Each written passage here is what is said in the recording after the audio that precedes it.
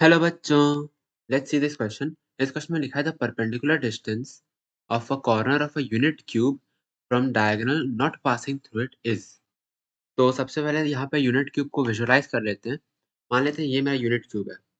अब इस unit cube में हम क्या करते हैं, यहाँ पे हम कोऑर्डिनेट एक्सिस अज्यूम करते हैं। सबसे पहले तो इस क्वेश्चन का डेफिनेशन देख लेते हैं।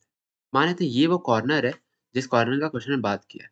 उसके बाद इसका डिस्टेंस मेरे को निकालना है from that diagonal which is not passing through it. तो कौन सा डायगोनल हो जाएगा? ये वाला डायगोनल। अगर हम कॉर्नर इसको अज्यूम करेंगे, तो जो डायगोनल रिक्वायर्ड डायगोनल हो जाएगा वो ये वाला डायगोनल। तो अब मेरे को इस पॉइंट का डिस्टेंस निकालना है इस डायगोनल से, यानी कि ये डिस्टेंस मेरे को निकालना है। ये डिस्टेंस यदि डी है तो मेरे को डी फाइंड आउट करना है। अब इसको कैसे फाइंड आउट करेंगे? सबसे पहले तो ये यूनिट क्यूब है। अब आगे बढ़ने से पहले क्या करते हैं, हम कोऑर्डिनेट एक्सिस अज्यूम कर लेते हैं। मान लेते हैं कि ये जो है ये मेरा एक्स एक्सिस है, ये मेरा वाई एक्सिस है और ये जो है ये मेरा जेड एक्सिस है। Z axis which is perpendicular to the plane containing X and Y axis. तो ये मेरा जेड एक्सिस है। अब हम पॉइंट्स को लेबल कर देते हैं। ये वाला पॉइंट हम मान लेते हैं यूनिट क्यूब का है, पॉइंट ए। ये तो मेरा ओरिजिन हो जाएगा। ये पॉइंट ए, ये पॉइंट बी, ये पॉइंट सी, फिर ये पॉइंट हम डी मान लेते हैं, ये पॉइंट मान लेते हैं हम ई और ये पॉइंट हम मान लेते हैं एफ। अब सारे पॉइंट्स का हम कोऑर्डिनेट्स डाल देते हैं। ए पॉइंट का कोऑर्डिनेट मेरा क्या हो जाएगा? 1,0,0 क्योंकि यूनिट क्यूब है। फिर बी पॉइंट का अगर हम कोऑर्डिनेट्स डालें, तो बी पॉइंट्स का मेरा कोऑर्डिनेट हो जाएगा 1,1,0।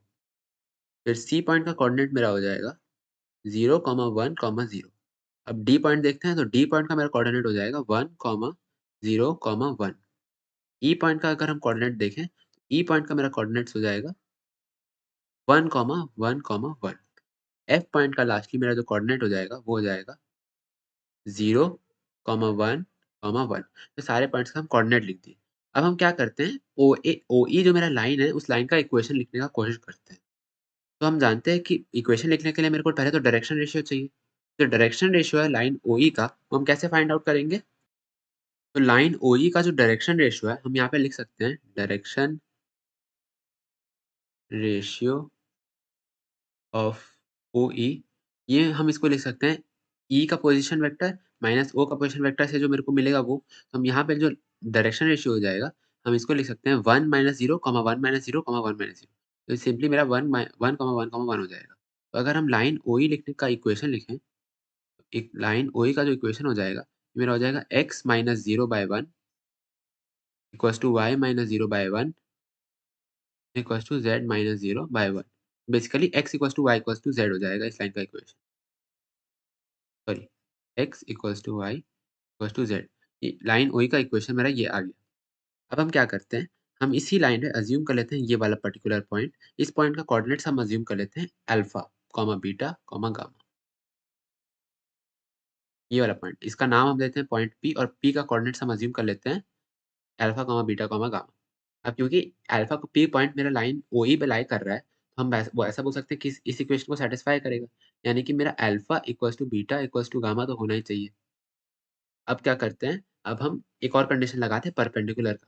मेरा जो पॉइंट PD है, हम यहाँ पे लिख सकते हैं PD is perpendicular to OE।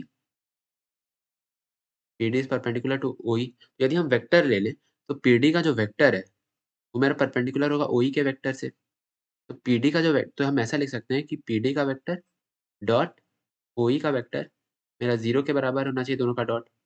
अब PD का वेक्टर हम कैसे लिखेंगे? Position vector of D minus position vector of P। तो यहाँ पे हम लिख देंगे 1 minus alpha I cap plus उसके बाद minus beta J cap plus 1 minus gamma K cap. और ये हम इसको डॉट करेंगे I cap plus J cap plus K cap से। तो यहाँ पे हम लिख देते हैं dot I cap plus J cap plus K cap. ये डॉट मेरा 0 के बराबर होना चाहिए।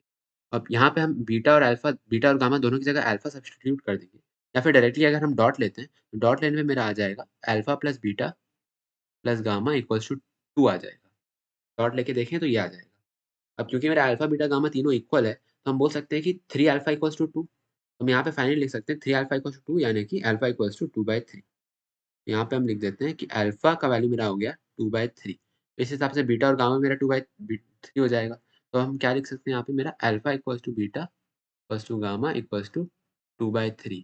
तो जो डिस्टेंस डी मेरे को फाइंड आउट करना था, वो तो हम आराम से निकाल देंगे। डिस्टेंस डी मेरा हो जाएगा under root of distance formula लगा देंगे हम। ये मेरा हो जाएगा सबसे पहले 1/3 का स्क्वायर, फिर प्लस ये मेरा हो जाएगा फिर माइनस 2/3 का स्क्वायर प्लस 1/3 का स्क्वायर।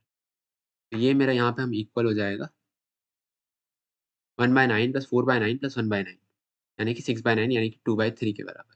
तो जो d है सॉरी ये जो d का लेंथ हो जाएगा ये मेरा हो जाएगा अंडर रूट ऑफ 2/3।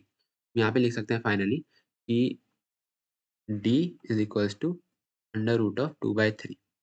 तो देख लेते हैं करेक्ट ऑप्शन कौन-सा है जिसमें d का वैल्यू 2 अंडर रूट 2/3 है। तो बी ऑप्शन मेरा करेक्ट ऑप्शन हो जाता है। यहाँ पे मेरा अंडर रूट 2/3 के तो B is my correct option. I hope everyone got the solution. Thank you.